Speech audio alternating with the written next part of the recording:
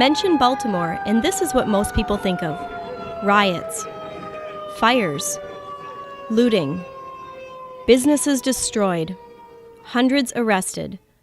The flames and furor followed the death of a young black man in police custody.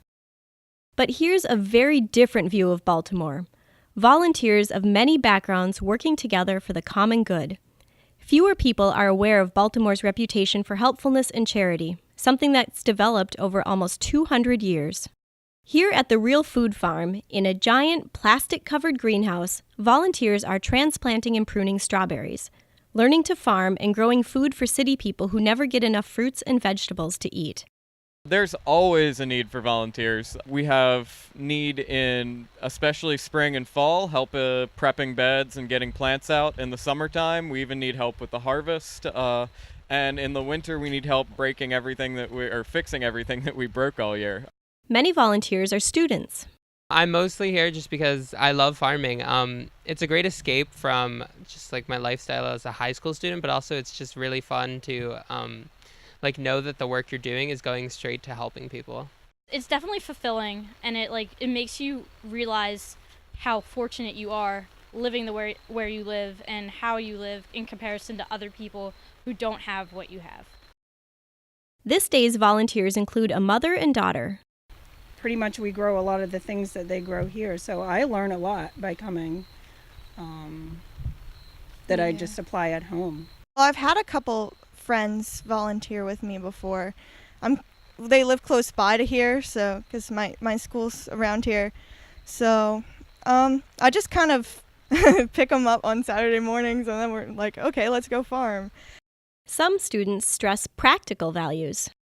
And that's a really good experience. It also provides a lot of hands-on experiences outside of school to do great things like farm for the urban society. And I believe in a way that it also helps us kind of prepare for college, because we are individuals and we are independent, doing something on our own. The home base for projects like the farm, helping the elderly, finding jobs for the unemployed, and transforming scrubby vacant lots into community gardens is Clifton Mansion, headquarters of Civic Works, a private nonprofit corporation that's been working with the city for 20 years. Appropriately enough, Baltimore's tradition of doing good is centered in this former home of the city's best-known philanthropist, Johns Hopkins, a 19th century Maryland farm boy who became the biggest stockholder in the Baltimore and Ohio Railroad.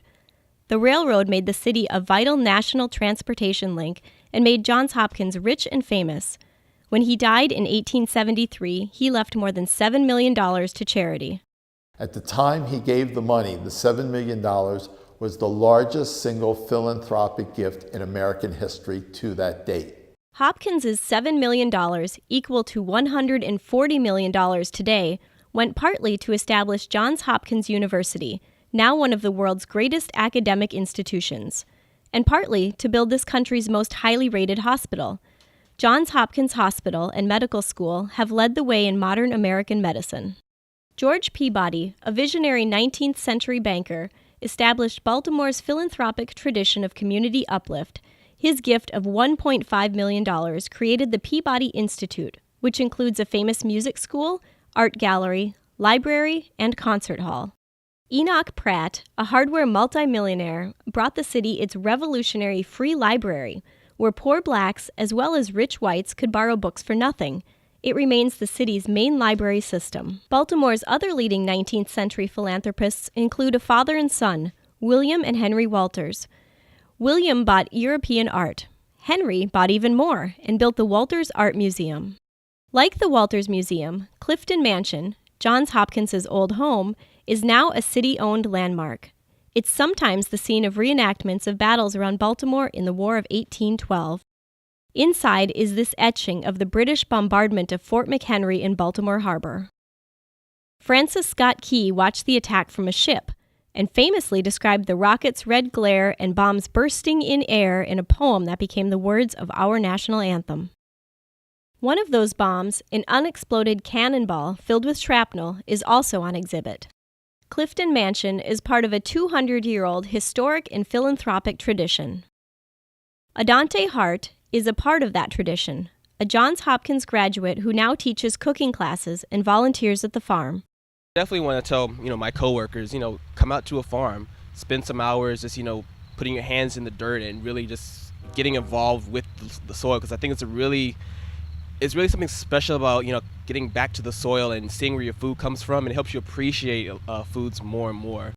Civic Works needs more volunteers to keep alive that vital 200-year-old Baltimore tradition, a tradition of helping others, in a city sometimes called the nation's cradle of philanthropy.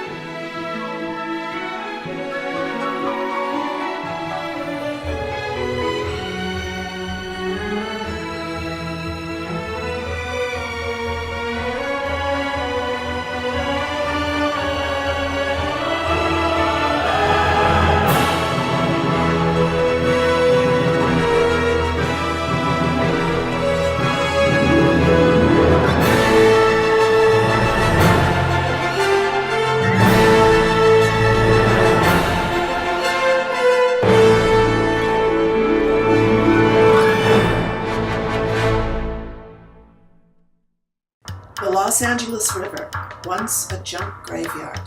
Like Dante in Paradise Lost, she needed a poet to lead her out of the inferno. That poet is Lewis McAdams. 40 years ago, cutting a hole in a wire fence, he crept down and asked her if he could speak for her. She didn't say no. And that's how Friends of the Los Angeles River. Wake up, honey, and listen to the wind outside. The river is a rigorous mistress. But when you tickle her with your deeds, you can hear her laughter from beneath her concrete corset. It's pretty deep. What do you think a corset is? A corset is like something that's form-fitting, that like gives a woman shape. I think that refers directly to this river, which is paved with concrete. But it's whimsical. That's what a river is. The hurricane is breaking through tonight. The hurricane is breaking through tonight.